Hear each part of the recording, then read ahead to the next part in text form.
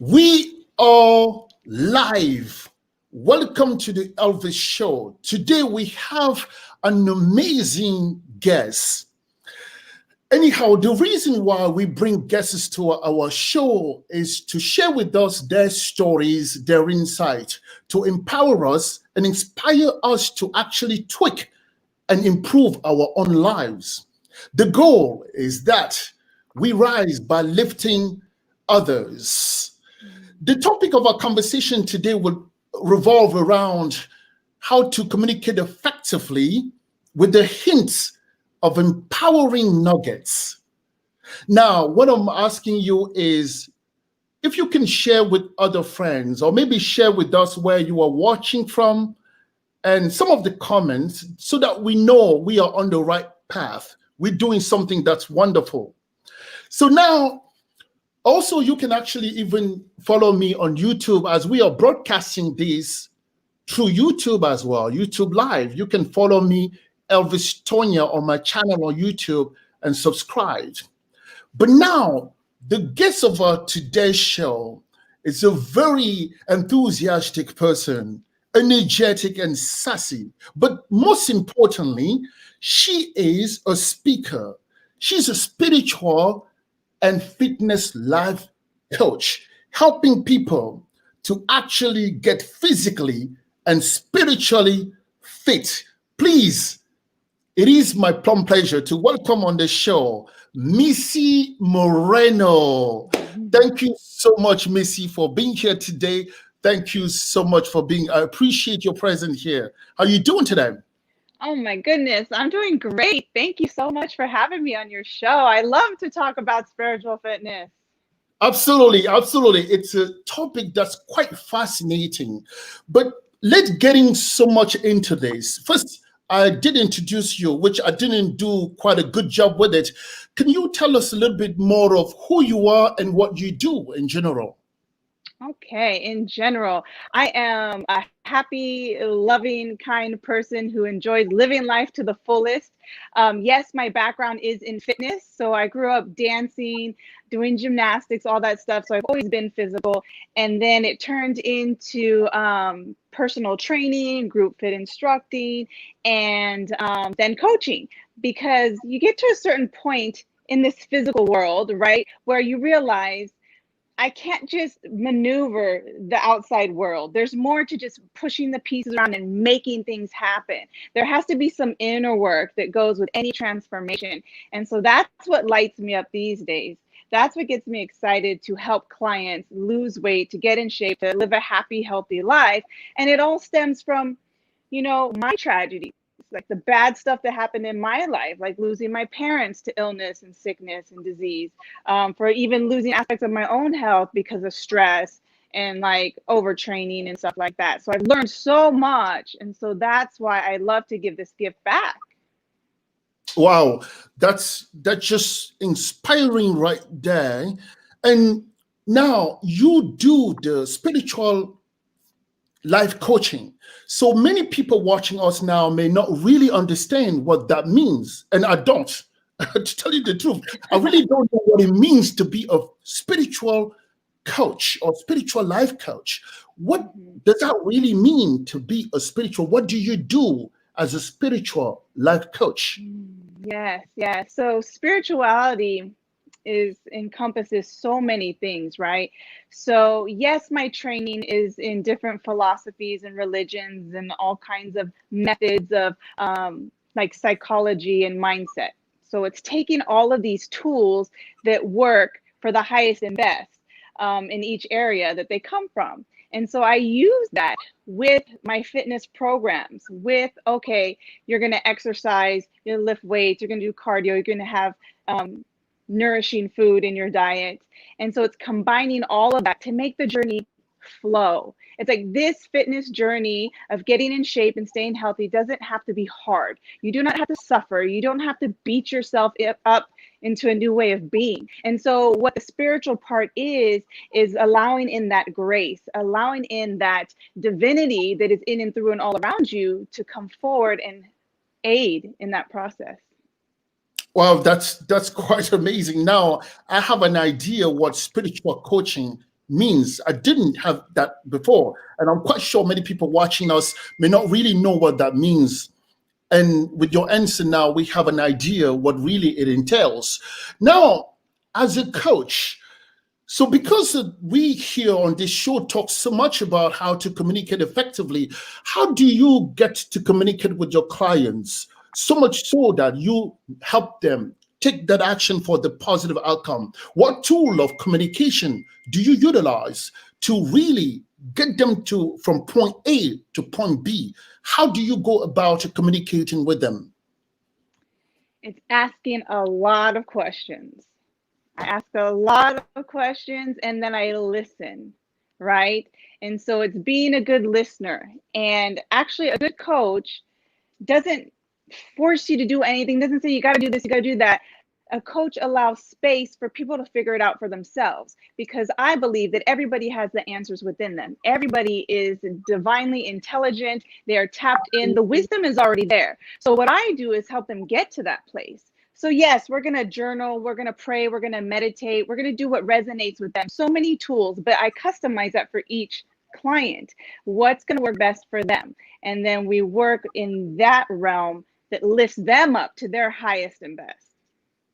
So that means if you have to get the client to go from point A to point B, one of the tools that you use first is actually you ask lots of questions and then you listen. So it seems as though when it comes to communication, when it comes to influencing other people or persuading them, we need to really listen to their need. We really need to understand their need before we actually offer any particular advice, right? That's the communication, the approach in terms of communication that you use. So for our viewer, it's always important to ask questions. And now remember, Socrates is a great philosopher, not because he used to give advice to people. It's simply because he used to ask questions. That's how he became one of the greatest philosophers of his time and even today. So then, working with people, because that's where it is. As a fitness coach, we all know that exercise is good for us. We know that we need to exercise to become healthy or healthier. But why do you think that many people don't make that leap? Don't really, even though intellectually they do know that exercise is good, but many people don't get to do that. Why do you think, as a coach, what really stands in the way of them not really making that step or taking that action to have that transformative result? There's so many different reasons, because there's so many different people and everyone's an individual, right? So we all are living from our own past experience, our own lens and perceptions and paradigms. And I find that there's so many different stories that people have in their mind playing over and over again that keeps them stuck in a certain pattern, right? So part of that is your belief system, your thoughts, your feelings, right? Your feelings get you locked into a certain way of being. Suppressed feelings as well can keep you blocked and stuck. So my whole thing is, all right, from day one, I'm trying to figure out everything I can about you. What happened in your childhood? What happened to you growing up?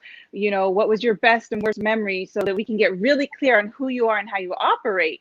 And so then I can show somebody their blind spots and be like, oh, it was something this simple is why you can't commit to your fitness routine. This is why you can't commit to loving yourself. I find a lot of it is self-love issues, worthiness issues. People don't value themselves enough to even take the first step to becoming healthier. Wow, this is amazing. It seems as though we start with the physical, now we're getting into the psychological. So much so that sometimes we might not know that what is holding us from taking that step to make our lives healthier could be a bit psychological. It could stem from the childhood experience. It can stem from how we grew up, our belief system. I just want to add a little bit on what you just mentioned. I've heard recently something called some of the cognitive biases that really hold us back, and some of those being the confirmation bias, and then the status quo bias. So many people trying to find the situation they are in quite comfortable that they would look for experiences to really confirm where they are, and that's a status quo bias. So much so that they don't really think that it's necessary to make a change. And it's funny because as human beings, we are one of the beings that are very adaptable to change, but we don't want to make that change, right? We don't want to make that change. So what can you, when it comes to exercising, so what are the benefits that you can quickly tell us about when you really are disciplined about exercising? Yes, in general, we know we'll be healthy, but specifically, what are the benefits at exercising, taking that step to really engage into that a place of uh, physical exercise? What are some of the benefits that you can quickly tell us now? I would like to quickly answer that. However, I'm very curious about that word discipline. I just want to look at that word real quick because some people have an aversion to that, right? Some people go, "Ah, discipline," and that makes them not want to do it anyway. Or telling someone they have to do this, you should do this, and they're like, "Ah, no. I'm going to do it my way." So that's one way that I found to work with people with where they're at, right? And get them to find their own way into it. Because once you find out what motivates them, what is that carrot you can dangle in front of them that will get them to take action, that's everything. That's the game changer right there. So, yes, the benefits of exercising are to feel good. So if my client's whole thing is I want to have more energy, then I get to show them how to get to more energy. So is it getting more rest at night? Yes. Are there systems we can set up to make that happen? Yes. Do you need to eat higher vibrational foods, more nourishing, more vitamins and minerals in your actual food? Yes. And so all of that's getting them to feel more energy. Do you need to drink more water? Yes. So we can stack all that up because they want to feel good and have more energy. And then once they start to feel that, then everything else starts to line up, especially movement, right? Oxygen is energy. And so you start moving the body, you start changing the whole way the body feels. And so those are benefits: more energy, feeling good, feeling great, not having illnesses, anxiety and stress starts to go down, right? So many people are in this hyper survival mode right now. It's like if you just moved your body, automatically your endorphins are going to kick in. You're going to start to feel lighter. You're going to start to feel brighter. And that's why I go running almost every morning. I have to do cardio every day because it keeps me feeling good. Wow. And it seems like, just for our viewers, that as we are traversing some of the very, one of the uncertain times now, when the going is hard and the future looks dismal, it seems as though exercise could be part of some of these things that can help us go through this moment. Because as we move, so our energy moves, right? So when we move our body, our energy move. And when energy moves, it seems as though we kind of get into a pattern where we start to reduce some kind of monotony of life. And then the stress level will reduce. Some of the depressive tendency will reduce. Some of the things that are in nature of holding us back would actually dissipate. And it will be in the momentous place where we can actually be inspired and even do more things to actually push ourselves to a right direction. Because especially now, it's important to stay focused, and our health, it's the most important aspect of going through this moment, right? Yeah. Yes, So yeah, absolutely. so again, what can you really, if somebody was watching you now and want to have some quick advice as to some of the spiritual understanding or practice that you can help them get into in terms of aligning from the body to the spirit, what can you tell them about that spiritual route? How, what is it that they can actually do, especially again with this moment that's very uncertain? Mm. The first thing that comes up in my mind is gratitude. And I know you're Gratitude. Gratitude, the practice of gratitude and celebration. And I know it might sound counterintuitive because you're like, hold on, I lost my job, I'm barely making any money, my life sucks, COVID, the mask, the this, the that, life sucks, right? So you're in that place, you're like, what the hell do I have to be grateful for? But I have to tell you, having a gratitude practice, right? And this doesn't matter what religion or faith or philosophy you practice. When you practice gratitude, it's pretty hard to be in a crappy mood, right? Because you're thinking about everything you love, cherish, and adore. I used to do this in my fitness classes all the time. I'd pull them in at the end of class because they're in that heightened state already, right? Their endorphins are pumping. We just had an amazing workout. Then we do 3 deep breaths and we focus on what we're grateful for. And it solidifies that good feeling and you get to take it throughout your day. So my mentor taught me this thing. Preston Smiles taught me this thing about joy alarms, right? And so we set these alarms throughout the day to just kind of check in and celebrate for no reason. And in that celebration, I get to jump up, shake my arms. I get to have a mini dance party. And that automatically shifts my energy, shifts my mood.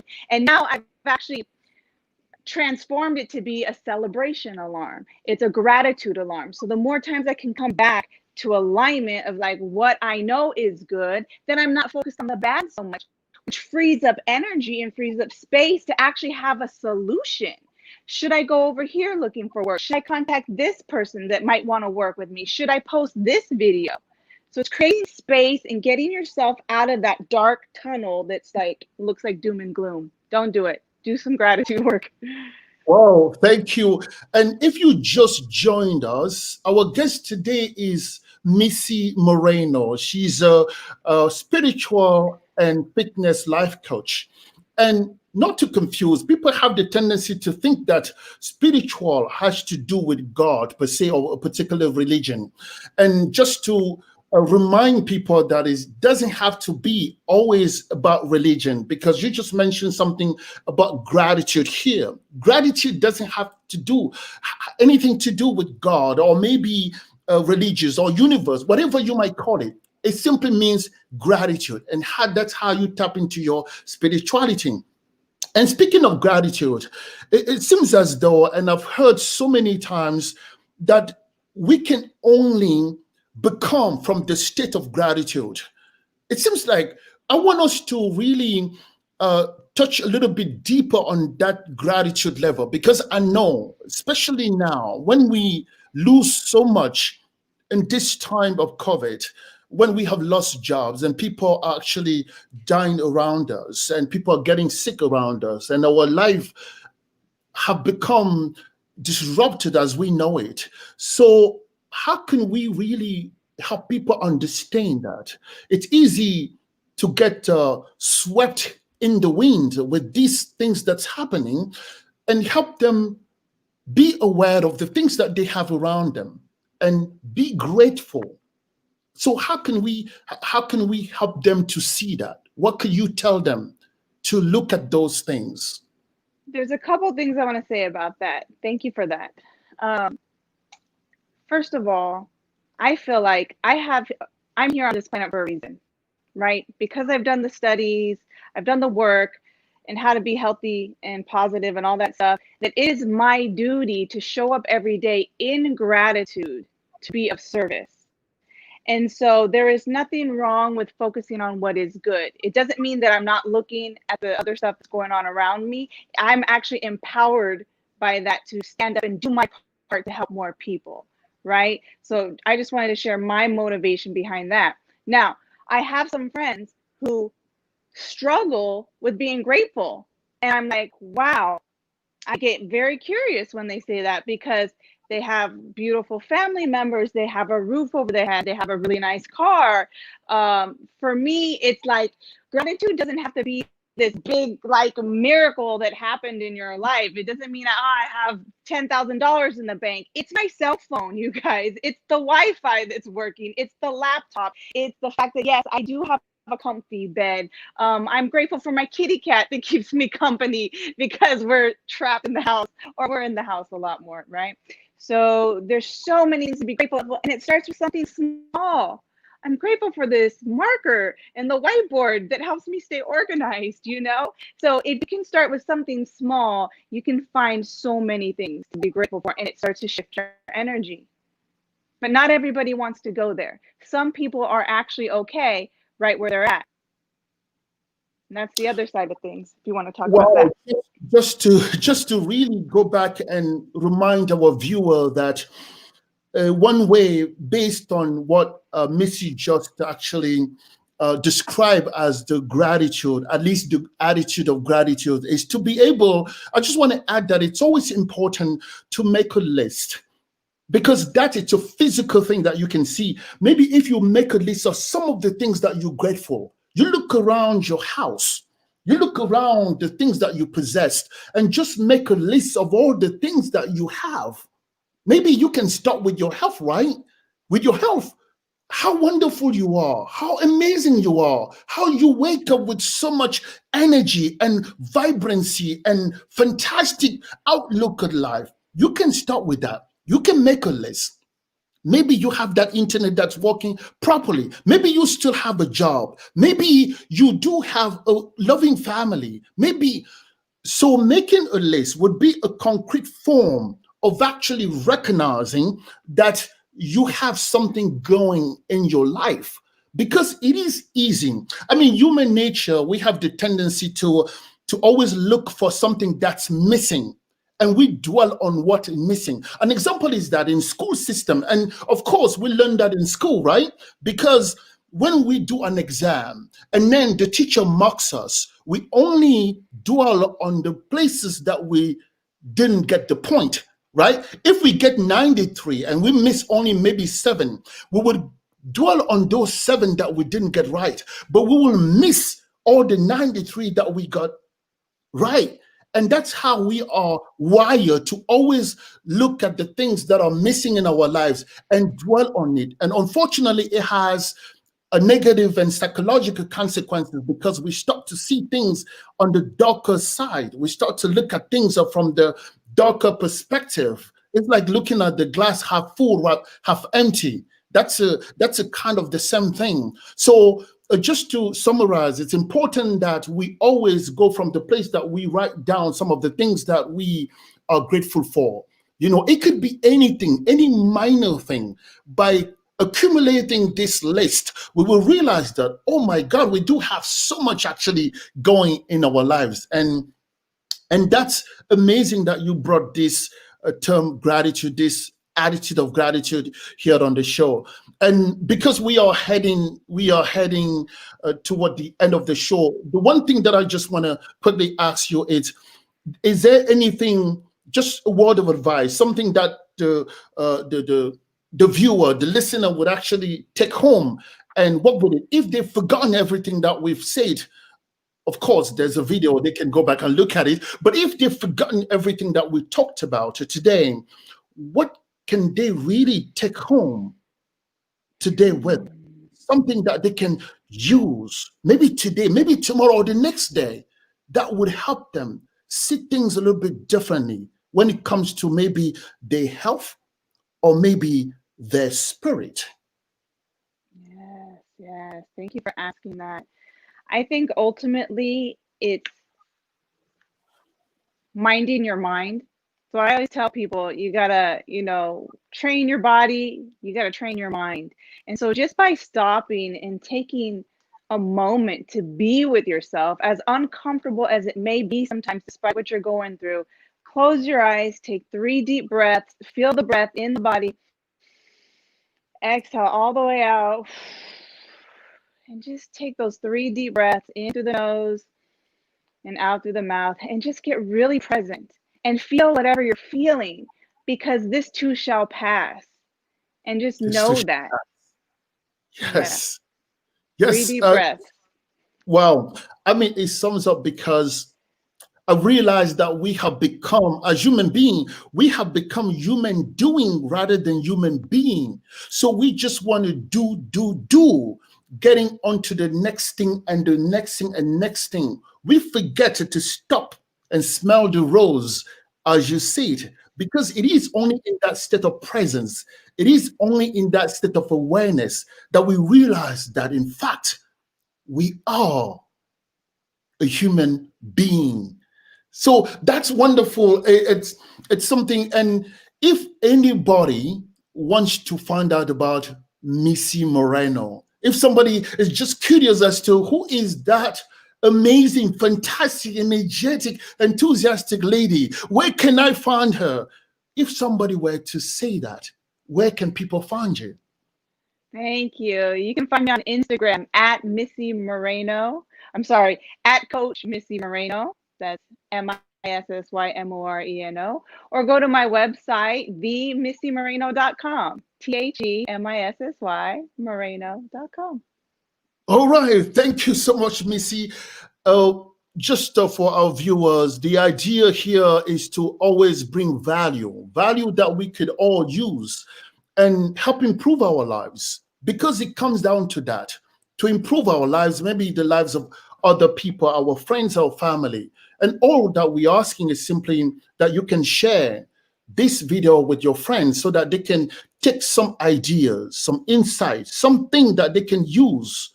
Because sometimes it only requires just a little bit of thought to unlock something within us.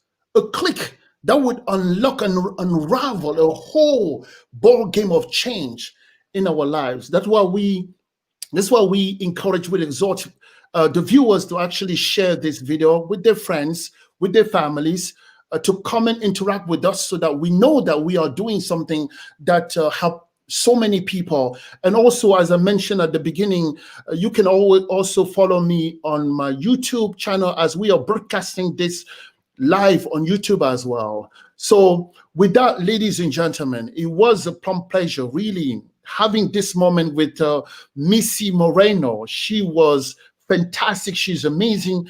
Go look for her. And then I think we will reconvene again on the broadcast live very next time, probably next week. Thank you so much. And then thank you, Missy. You were amazing, fantastic. I love it. And I'll see you soon. Thank you. So grateful. Thank you. Thank you, everyone. Thank you. Bye-bye. See you next time. See you next week on another broadcast live, Facebook Live and YouTube Live. Thank you very much. Bye-bye.